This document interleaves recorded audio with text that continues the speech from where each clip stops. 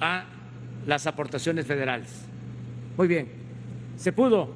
A ver, tercer grado. El problema es que la gente ya no quiere eso, o sea, han abusado. Les puedo platicar así rápido. ¿Por qué no? ¿Por qué no? No, pero es muy interesante esto. Es muy interesante. Mire, un negocio de arriba, sí, Ancira, tenía una planta de fertilizante, sí, en Pajarito, de las que privatizó Salinas. Le llegó la planta Ancira, sí, se privatiza. Ahora con el gobierno del presidente Peña se decide comprar la planta. La compró Pemex. La compró Pemex, sí. Por encima. Estaba convertida No estaba en chatarra. En chatarra. Costaba cuando mucho 50 millones de dólares por el terreno. 800. Sí. Pagaron 500 millones de dólares. O sea, estamos hablando de negocios. Es que hay un acuerdo sobre el tema de la corrupción. Arriba Sobre ese tema hay un acuerdo. Corrupción, sí, de impunidad. Pero no los va a perseguir, candidato. No, es que hay un Entonces, acuerdo. ¿por qué no los va a perseguir? Vamos a acabar con la corrupción, vamos a acabar con la comunidad, con la impunidad. ¿Pero cómo? Y claro que los mexicanos todos, sí, la mayoría de los mexicanos está de acuerdo. Totalmente. Ahora, el que hace esos negocios, sí, es el que hace esos jugosos negocios al amparo del poder público, que se han hecho inmensamente ricos, sí, pues claro que no quieren el cambio, o sea, los comprendo. Pero no los ¿Pero va a cómo? ¿Pero cómo? A ver, No los voy a perseguir, por favor. porque no es mi fuerte, Espera. la Candidato. venganza, y porque lo que queremos, sí, es sacar a México del atolladero en que lo han metido. Vamos a iniciar una etapa nueva en la vida pública del país. A ver, También, candidato. ¿Pero cómo? Denis tiene otra pregunta en, ese el mismo tema. En ese mismo el tema. tema de la corrupción, y que creo que ahí sí hay una cosa. A ver,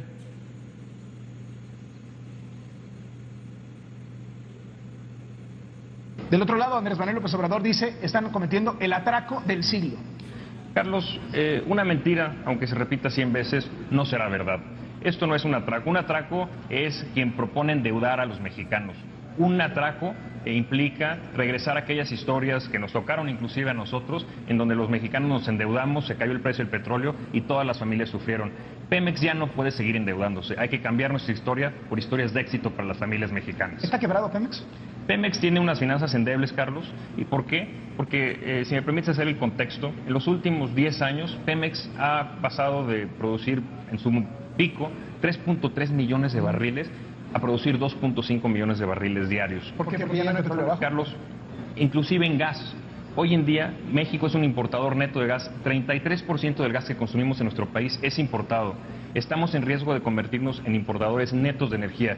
Esto no es justo para nuestras siguientes generaciones. Tenemos la oportunidad de cambiarlo a través de incrementar nuestra producción y, sobre todo, transformar hidrocarburos en empleos. está ahí. Pero hay más, ¿eh? Pero bueno, ya después lo vemos. Pero el artículo...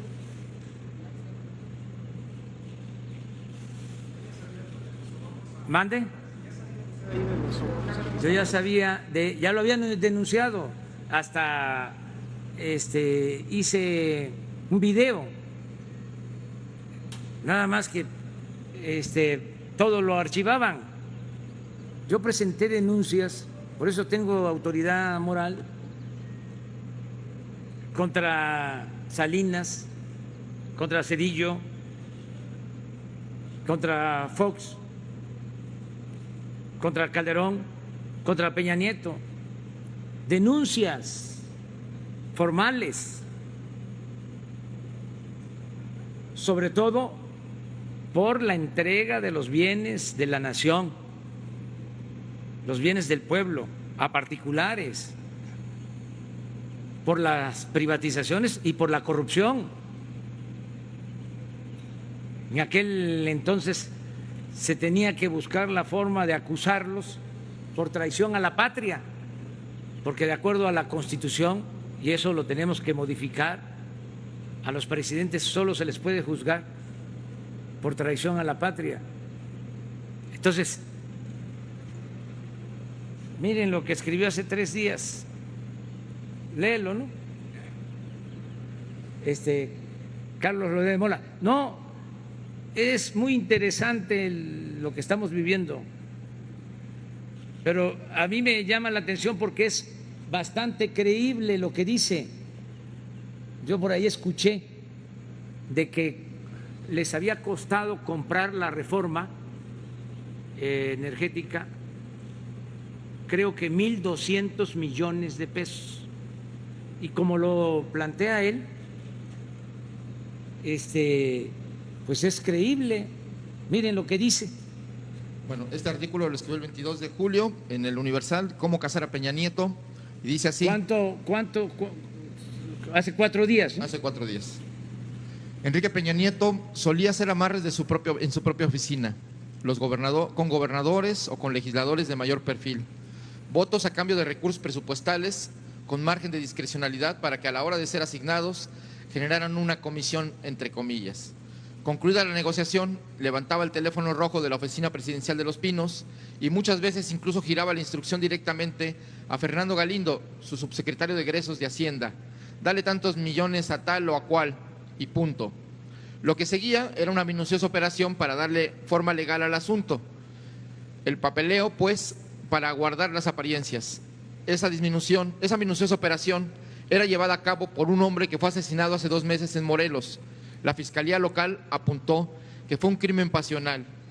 Nadie como Isaac Gamboa Lozano, quien el sexenio pasado se desempeñó como titular de la Unidad de Política y Control Presupuestal de Hacienda, para hacer una radiografía de cómo funcionaba la corrupción al más alto nivel. A cambio de los votos del Congreso, legisladores y gobernadores recibían manga ancha para etiquetar, entre comillas, recursos del presupuesto federal hacia alguna obra pública que quisieran, y de esa obra ellos se quedaban con una tajada.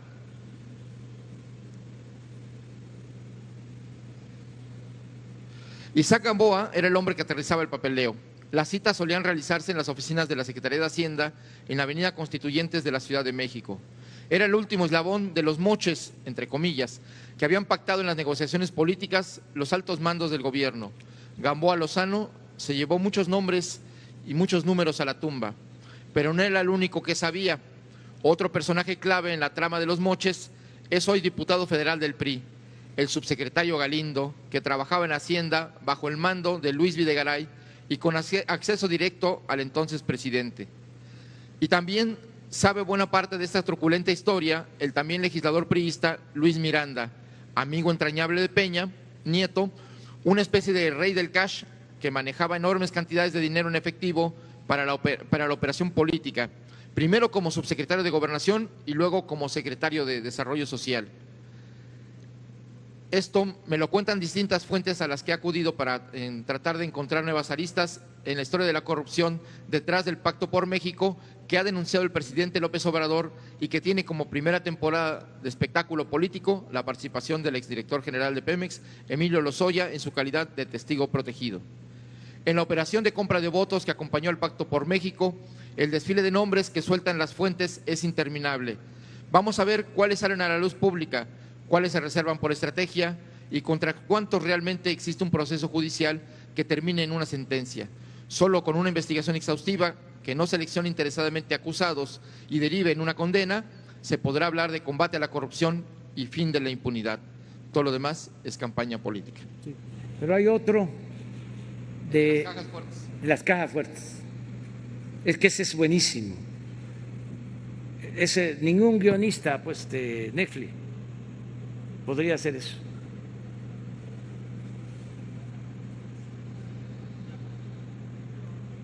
¿Cuándo se sabía esto? El pueblo.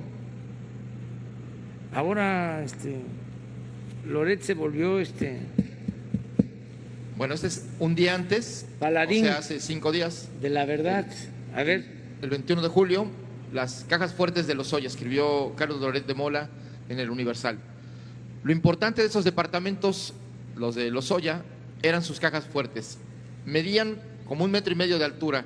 Les cabían más cash de lo que pudiera uno imaginar. Las cajas fuertes estaban en departamentos de la zona de Polanco, en la Ciudad de México, y solo se abrían bajo las órdenes de Froilán Gracia García, brazo derecho del entonces director general de Pemex, Emilio Lozoya. ¿Para qué servía ese cash? Para sobornar políticos en el marco de la aprobación de la reforma energética en el sexenio de Enrique Peña Nieto. Así me lo revelan fuentes a quienes consulté buscando detalles sobre el modus operandi de Emilio Lozoya para lograr la aprobación de la reforma energética y que ahora le da acceso al privilegio de ser testigo protegido del gobierno del presidente Andrés Manuel López Obrador. Los fajos de billetes solían entregarse en bolsas de Louis Vuitton y otras boutiques carísimas que iban engrapadas en la parte superior para evitar que se viera el contenido.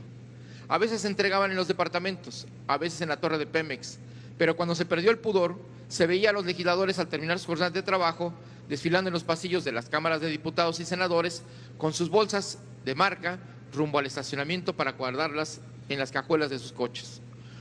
Los nombres de quienes recibieron dinero lo saben muy pocos, pero entre ellos sin duda están Emilio Lozoya y sus operadores Froilán Gracia y Carlos Autrey.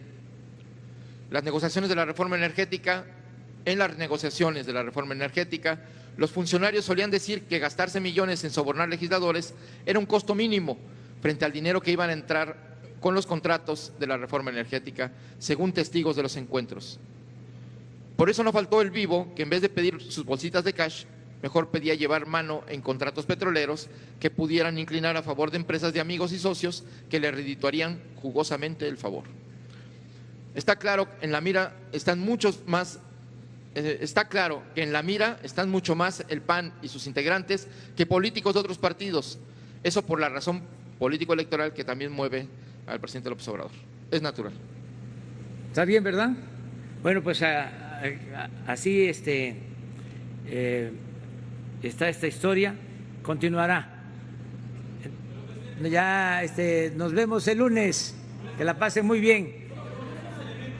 ¿Usted considera que la Fiscalía General de la República podría llamar al expresidente Peña Nieto a declarar? Yo creo que todos los involucrados, si así lo decide la Fiscalía, todos tienen que comparecer.